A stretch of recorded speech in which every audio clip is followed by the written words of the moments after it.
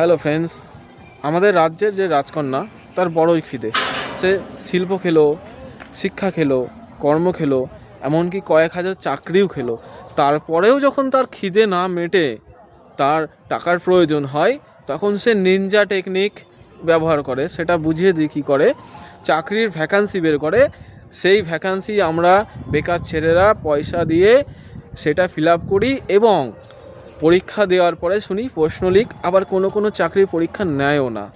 তো এইভাবে টাকা ইনকাম করছে আর বলিদান হতে হচ্ছে আমাদের মতো শিক্ষিত বেকার ছেলেদের আর পশ্চিমবঙ্গবাসীদের। কিছুদিন আগে শুনবে মেসি এসেছিল কলকাতায়, সেখানেও কোটি কোটি টাকার কালেকশান।